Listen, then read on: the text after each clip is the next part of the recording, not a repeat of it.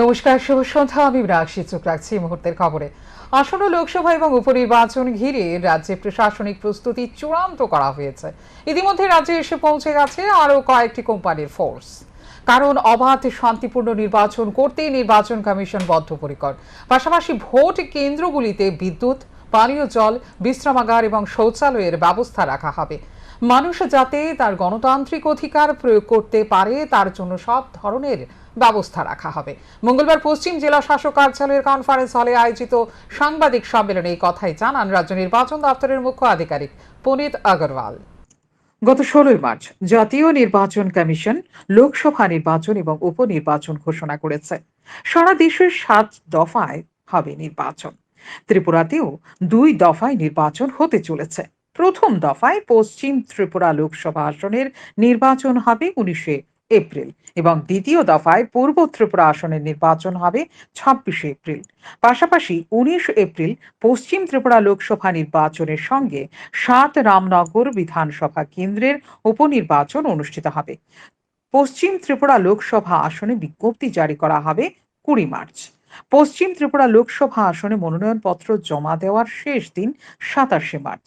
মনোনয়নপত্র স্ক্রুটিনি করা হবে 28 মার্চ। মনোনয়নপত্র প্রত্যাহারের শেষ দিন 30 মার্চ।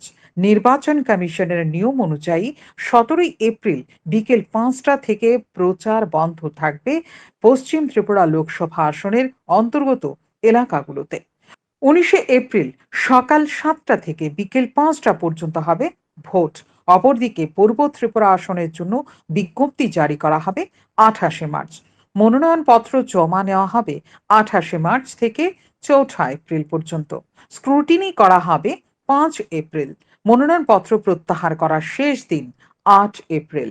পশ্চিম ত্রিপুরা লোকসভা আসনে মোট ভোটারের সংখ্যা 14,62,875 জন। পূর্ব ত্রিপুরা লোকসভা আসনে মোট ভোটারের সংখ্যা 13,95,121 জন। 7 রামনগর বিধানসভা কেন্দ্রে মোট ভোটারের সংখ্যা 45,669 জন। মঙ্গলবার পশ্চিম জেলা শাসক কার্যালয়ের কনফারেন্স হলে এক সাংবাদিক সম্মেলনে এই কথাই জানান রাজ্য নির্বাচন দপ্তরের মুখ্য আধিকারিক পুনিত আগরওয়াল। त्रिपुरा में इलेक्शन 2 फेज में होगा। फेज 1 जब आपका पोलिंग डेट होगा 19 अप्रैल को, और फेज 2 जिसमें आपका 26 अप्रैल को होगा। तो हम डिटेल में अगर जाते हैं तो पहला जो फेज है उसमें आपका 1 Tripura west parliamentary constituency general seat है, उसमें उसके साथ ही साथ जो असेंबली इलेक्शन की जो 7 रामनगर की सीट थी जो वेकेंट है because of death of the MLA of that seat, उसका भी साथ ही साथ तो प्रथम चरण के साथ ही इलेक्शन होगा। तो ये पहला फेज का जो इलेक्शन है उसका डेट ऑफ नोटिफिकेशन, गैदर नोटिफिकेशन वो कल है 20 मार्च को। उसके बाद 27 मार्च, उसके 20 मार्च के साथ ही आपका नॉमिनेशन स्टार्ट हो जाएगा और 27 मार्च तक नॉमिनेशन लिए जाएंगे। 28 तारीख को लास्ट डेट ऑफ स्क्रूटनी होगी फॉर नॉमिनेशन। 30 तारीख को विड्रॉल ऑफ कैंडिडेचर किया जा सकता है।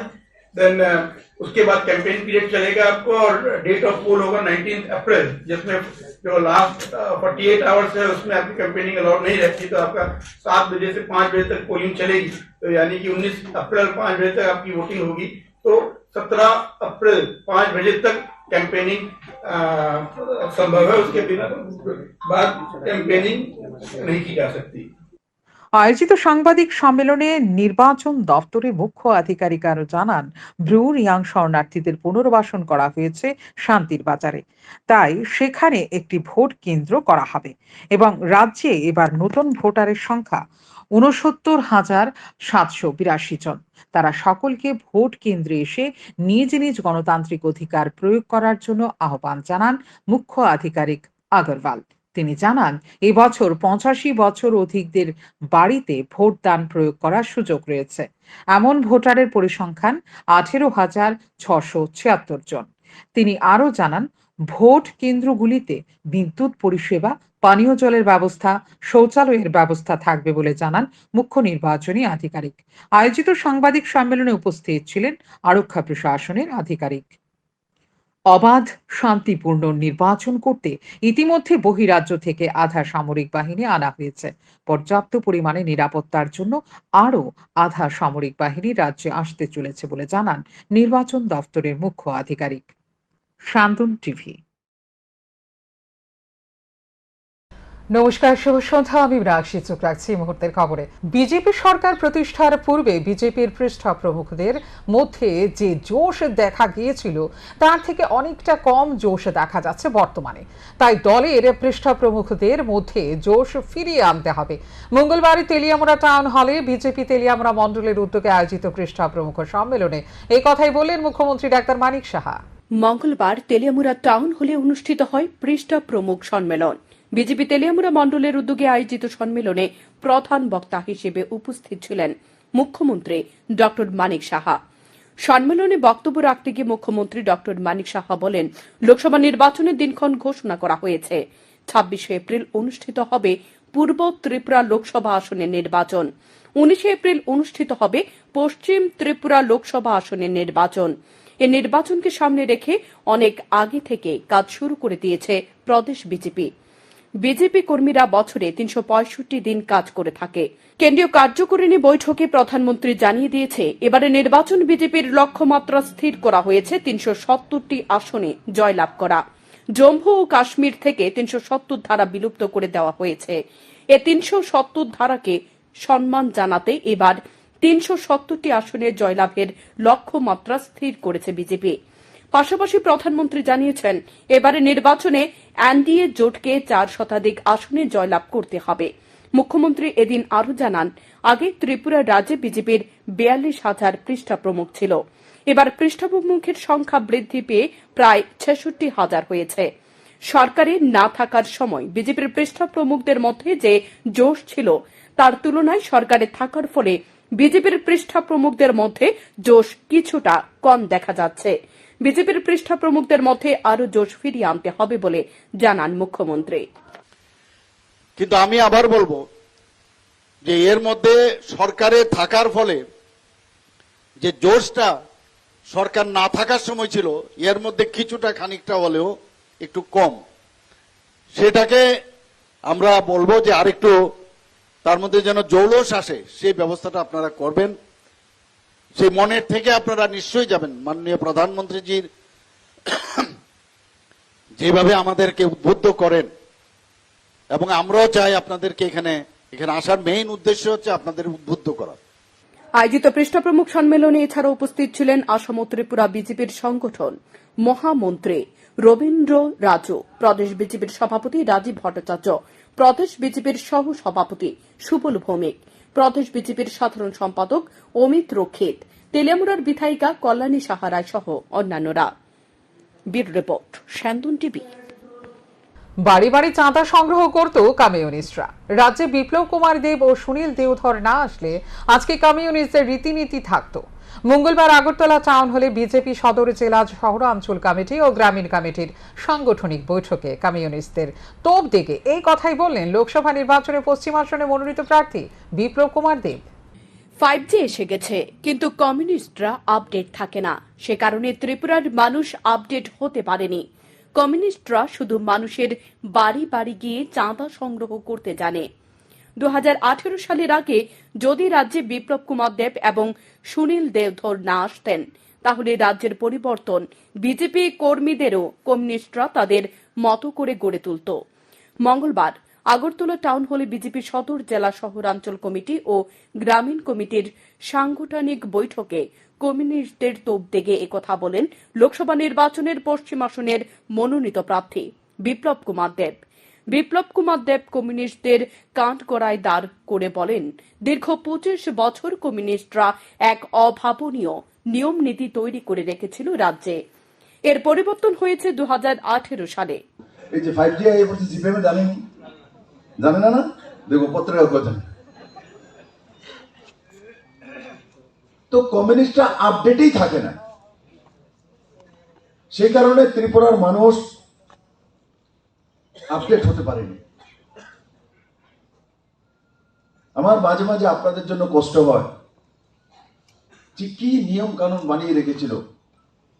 আপনার কাছে সবকিছু আছে, তবু আপনি সুন্দর কাপড় পরতে পারবেন না, সুন্দর ঘর তৈরি করতে পারবেন না, তাহলে কমিউনিস্টরা বলবে একটা স্ট্যাটাস সিম্বল নেই, সে ভাই সে মানে বেশি পয়সা হয়ে গেছে সরকার। আরে क्या প্রবলেম है यार? মা জন্ম হওয়ার পর আমার মা আমাকে বলতো পোলা ডাক্তার হইব।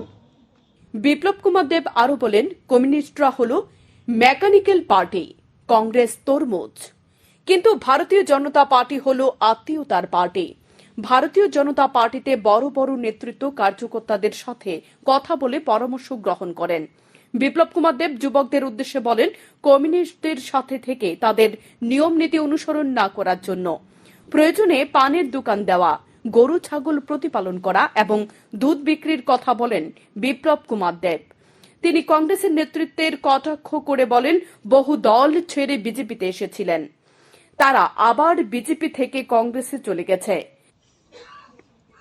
আর এটার লগে আরো দুইটা, একটা আসলো এটা আরো মহাশয়তানের বসা। আমি থাকতে তো সাইড পার্টি চেঞ্জ করে দিয়েছি, বাকি আগে কি করছে না করছে আমার মনে হয় ওই সময় দীপক পর্যন্ত তারা ধরে রাখছে, এই কারণে বেঁচে গেছে। কারণ তিনি ক্লাব আছে, প্রেসিডেন্ট আছে, সেক্রেটারি আছে, ধরে ধরে রাখে। নাইলে আমি তো দেখছি কংগ্রেস করছে, কংগ্রেসের পরে না না আমি মনে করি কংগ্রেস থেকে তৃণমূল থেকে বিজেপি থেকে কংগ্রেস, এখন আগে কই যাবো কোন ঠিক নাই। মাঝে মাঝে মহারাজ প্রদ্যোৎ কিশোর মানিককে ডেকে নিয়ে এসে মিটিং করে নিয়েছে, কত বড় করে নিয়েছে। তারা যখন মিটিং করে না, দুনিয়াতে দেখা মহারাজ প্রদ্যোৎ কিশোর সঙ্গে মিটিং নিয়েছে, বিজেপির গভর্নমেন্ট ফেলাই গেছে। বাপ রে বাপ, 3 দিন পরে দেখে প্রদ্যোৎ কিশোর মানিককে দিল্লিকে পেয়ে গেছে। আয়োজিত সাংগঠনিক বৈঠকে এদিন এছাড়া উপস্থিত ছিলেন আগরতলা পুর নিগমের মেয়র দীপক মজুমদার, বিধায়ক ভগবান চন্দ্র দাস সহ অন্যান্য নেতৃত্বরা। স্যান্দন টিভি। নির্দিষ্ট সময় মতো ভিসা না দেওয়ার কারণ জানতে চাওয়ায় গ্রেপ্তার হতে হলো এক ব্যক্তিকে। পুলিশের টানা হেঁচড়ায় আহত হন তিনি। ঘটনা আগরতলা বাংলাদেশ সহকারী হাই কমিশনের অফিসে। ভিসা চাইতে গিয়ে বাংলাদেশ সরকারি হাই কমিশনার অফিসে গ্রেপ্তার এক ভারতীয় নাগরিক। ভিসা চাইতে গেলে এই ব্যক্তিকে পুলিশ ডেকে ধরিয়ে দেয় বাংলাদেশ অ্যাসিস্ট্যান্ট হাই কমিশন অফিসের কর্মীরা। কারণ মঙ্গলবার ভিসা দেওয়ার কথা ছিল, কিন্তু কেন ভিসা দেওয়া হবে না সে বিষয় জানতে চাওয়ায় এই ব্যক্তিকে রাষ্ট্রীয় বাহিনী দ্বারা নিয়ন্ত্রণ করার চেষ্টা হয়। কোন রকম অপরাধ অভিযোগ ছাড়াই তাকে গ্রেপ্তার করা হয় সোমবার বলে অভিযোগ। জানা যায়, জরুরি কাজে বাংলাদেশ যেতে ভিসা আবেদন করেছিলেন এক নাগরিক। Bangladesh assistant high commissioner office থেকে গত শুক্রবার ভিসা দেওয়া হবে বলে বলা হয়েছিল, কিন্তু শুক্রবার ভিসা অফিসে গেলে এই ব্যক্তিকে জানিয়ে দেওয়া হয় যে সোমবার ভিসা দেওয়া হবে। যথারীতি তিনি সোমবার বেলা 3:30 নাগাদ Agartala circuit house Bangladesh assistant high commissioner অফিসে যান। এরকম আরো 15 থেকে 20 জন ভিসা নিতে অ্যাসিস্ট্যান্ট হাই কমিশনার অফিসের সামনে অপেক্ষা করছিলেন, কিন্তু সময় হয়ে গেলেও অ্যাসিস্ট্যান্ট হাই কমিশনার অফিসে গেট বন্ধ রাখা ছিল। দায়িত্বে থাকা পুলিশ কর্মীরা জানান, অফিসে বৈঠক চলছে বলে কিছু বলা যাবে না। এতে আপত্তি করতেই অ্যাসিস্ট্যান্ট হাই কমিশনার অফিস থেকে পুলিশ ডেকে এনে এই ব্যক্তিকে পুলিশ ধরিয়ে দেওয়া হয়। রীতিমতো টেনে হিঁচড়ে তাকে গাড়িতে তুলে নিয়ে যায় পুলিশ। পুলিশের টানা হেঁচড়ায় অসুস্থ হয়ে পড়েন তিনি। এ দৃশ্য প্রত্যক্ষ করে পুলিশের ভূমিকা নিয়ে তীব্র সমালোচনার ঝড় তুলছে, কারণ সময় মতো ভিসা অফিস থেকে পাওয়া যায় না ভিসা। আমি ভিসার জন্য এসেছি, উনি আমাকে তুই তাক করে বলেছে, তা আমি তুই তাক করে বলেছি। সেই আপনারা গাড়িতে উঠাচ্ছে কেন? My fault, any other no fault. I am not crimer, I am the I have the medicine. লাঠিটা স্যার, ওই লাঠিটা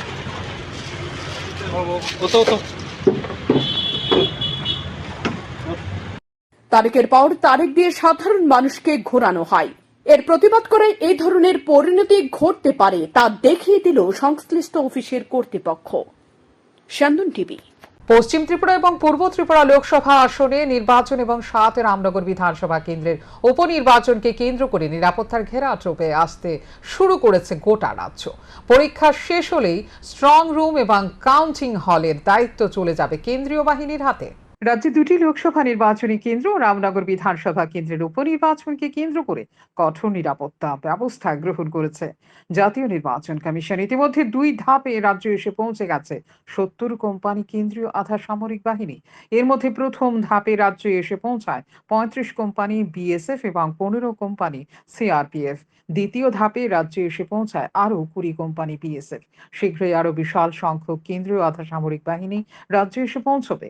2 ধাপে রাজ্যে এসে পৌঁছানো 70 কোম্পানি কেন্দ্রীয় বাহিনীর মধ্যে পশ্চিম জেলা রাখা হয়েছে 14 কোম্পানি আধা সামরিক বাহিনী জওয়ানদের, ধলাই জেলায় রাখা হয়েছে 11 কোম্পানি আধা সামরিক বাহিনীর জওয়ানদের, গোমতী জেলায় 8 কোম্পানি জওয়ান রাখা হয়েছে, উত্তর জেলায় রাখা হয়েছে 7 কোম্পানি কেন্দ্রীয় বাহিনীর জওয়ানদের, সিপাহীজলা জেলায় 9 কোম্পানি, দক্ষিণ জেলায় 8 কোম্পানি, ঊনকোটি জেলায় 5 কোম্পানি এবং খোয়াই জেলায় রাখা হয়েছে 8 কোম্পানি কেন্দ্রীয় বাহিনীকে।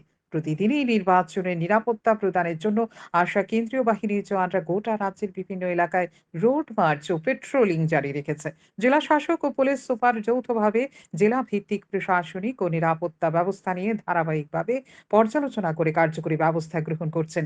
মহকুমা শাসক ও মহকুমা পুলিশ আধিকারিকরাও যৌথভাবে মহকুমা স্তরের নির্বাচনের প্রশাসনিক ও নিরাপত্তার বিষয়ে কার্যকরী ব্যবস্থা নিচ্ছেন।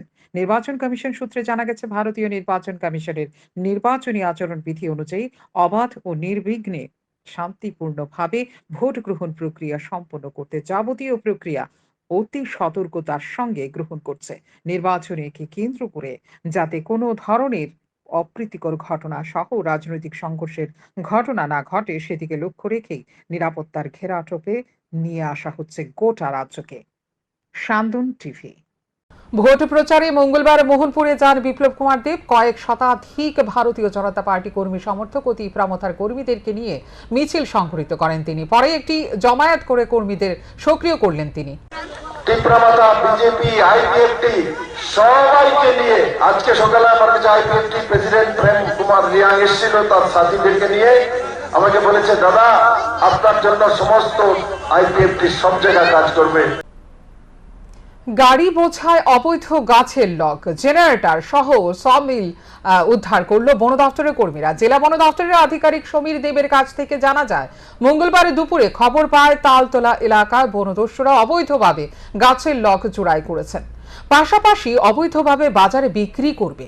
খবর পেয়ে জেলা বন দপ্তরের আধিকারিক সহ চরিলাম বন দপ্তরের কর্মীরা ছুটে যায় তালতলা এলাকায়। তালতলা এলাকায় অভিযান চালানোর পথে ঘনিয়ামারা এলাকায় TR01Z1636 নম্বরের একটি গাড়ি করে বনদস্যুরা অবৈধ গাছের লগ পাচার বিষয়ে নজরে আসে।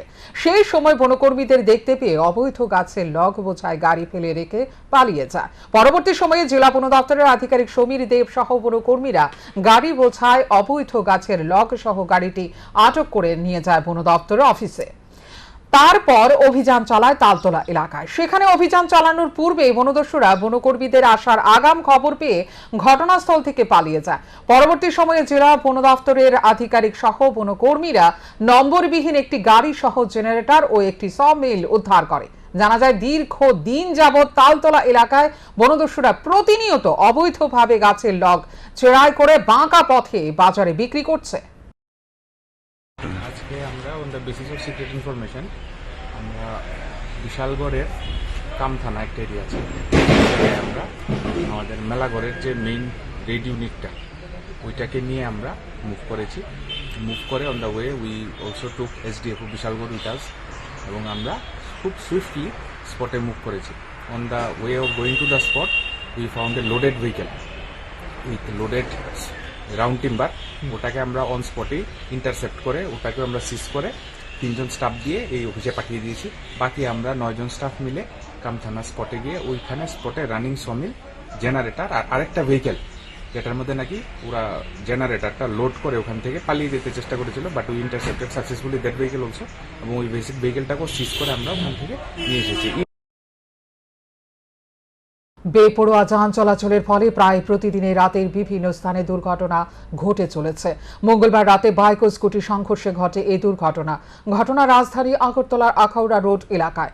বাইক এবং স্কুটির মুখোমুখি সংঘর্ষে আহত হন এক দম্পতি। খবর পেয়ে ঘটনাস্থলে ছুটে যান আগরতলার অগ্নি নির্বাপক দপ্তরের কর্মীরা।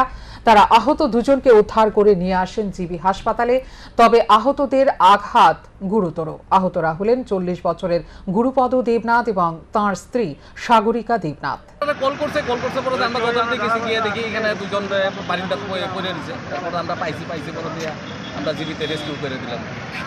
আর এর নাম হচ্ছে গুরুপদ দেবনাথ, এইজ হচ্ছে 40, আর সাগরিকা দেবনাথ, এইজ হচ্ছে 20। তারা জামাই বলতো। কিভাবে হয়েছে এটা কিভাবে হয়েছে বলতে আমরা গিয়ে দেখছি বাইকার স্কুটি নাকি মানে সংঘর্ষ হয়েছে। এতটুকু আমরা তাদের অবস্থা কিরকম? অবস্থায় ওই মহিলাটার মধ্যে একটু ব্যথা পাইছে, আর তাদের হাজব্যান্ডের একটু এই জায়গাতে ওই চামড়াগুলি মানে নিয়ে গেছে, ব্লাড বেরিয়েছে। আপনারা কোন খাত থেকে আইছেন? আমরা আগরতলা ফায়ার সার্ভিস। কি নাম? আমার নাম মোহিত দেববর্মা, এলিফ্যান্ট মোহিত দেববর্মা। রাজধানীর রাধানগর স্থিত রাধা মাধব উন্নয়ন সংঘ এলাকা থেকে রক্তাক্ত অবস্থায় উদ্ধার অপরিচিত এক ব্যক্তি। মঙ্গলবার সকালে এলাকার লোকজন প্রত্যক্ষ করে রাস্তার পাশে অজ্ঞাত পরিচিত এক ব্যক্তি সংজ্ঞাহীন অবস্থায় পড়ে রয়েছেন। পরে স্থানীয়রা দমকল বাহিনীর কর্মীদের খবর দেয়। ঘটনার খবর পেয়ে কুঞ্জবন ফায়ার স্টেশনের কর্মীরা ঘটনাস্থলে ছুটে গিয়ে আহত ব্যক্তিকে উদ্ধার করে জিবি হাসপাতালে নিয়ে যায়। বর্তমানে ওই ব্যক্তি জিবি হাসপাতালে চিকিৎসাধীন। দমকল বাহিনীর এক কর্মী জানান, আহত ব্যক্তির পরিচয় জানা যায়নি। আহত ব্যক্তির জ্ঞান ফিরে আসলেও তিনি নিজের নাম বলতে পারছেন না। আহত ব্যক্তির শরীরে আঘাতের চিহ্ন রয়েছে বলে জানান তিনি। 112 থেকে একটা কল গেছে যে রাধানগর রাধা মাধব ক্লাবের সামনে একটা লোক আনকনসিয়াস অবস্থায় রাস্তার সাইডে শুয়ে গেছে। তো আমরা গেলাম, যাওয়ার পরে দেখলাম যে অলরেডি একটা দোকানের পাশে শুয়ে গেছে। তারপরে পাবলিক এখানে জল টল দিছে। জল করে আমরা ওই অবস্থা হেরে ওইখান থেকে রেস্কিউ করে রেফারেল হসপিটালে দিয়েছি। প্রাথমিকভাবে জানতে পারছেন না কিভাবে হয়েছে কি? না, এরকম কিছু আমরা শরীরে কোনো আঘাতের চিহ্ন? আঘাতে একটু আঘাত। বয়সটা কিরকম হইব বা নাম কিছু? নাম তো হয়তো মনে করতে পারতেছে না। আর এই বয়সটা 35 এরকম। ওনার অবস্থা কিরকম এখন? এখন তো আমরা তো নিয়েছি ডাক্তার, আমরা যে ওষুধ এখন যে কথা বলতে পারতেছে না, নামটা বলতে পারতেছে না, যার কারণে আমরা নামটা নিতে পারছি। আপনারা কোনখান থেকে আইছেন? আপনার নামটা? তন্ময় শিক্ষক। পশ্চিম থানাধীন মাস্টারপাড়া স্থিত বাঁধের পাড় এলাকায় রক্তাক্ত অবস্থায় এক ব্যক্তি উদ্ধার।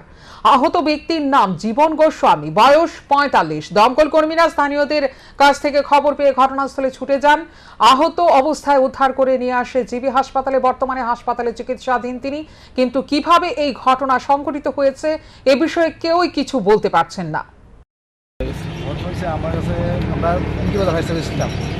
এই আমার কাছে একটা কল আছে 112 কন্ট্রোল রুম থেকে, একটা পেশেন্ট নাকি এই মাস্টারপাড়া বান্ধের পাড়া এখানে পড়ে রয়েছে রক্ত। আমরা সঙ্গে সঙ্গে গেলাম, গিয়ে দেখি তাহলে রক্ত পড়ে রয়েছে। আমরা রেস্কিউ করে মানে কীভাবে হয়েছে কিছু জানা গেছে? শিওর বলতে পারছি না, ফটাফট নিয়ে গেছে। কী নাম? নামটা হয়েছে জীবন গোস্বামী। বয়সটা 42। বাড়িতে বিকাশ থানায় স্বাস্থ্য করেছে। আর বাবার নাম হয়েছে কৃষ্ণ গোপাল। এখনকার মতো এই মুহূর্তের সংবাদ এ পর্যন্ত। অন্যান্য আপডেটস দেখার জন্য অবশ্যই নজর রাখতে হবে স্যান্দন টিভির পর্দায়। স্যান্দন টিভি, দায়বদ্ধতাই যার ঐতিহ্য।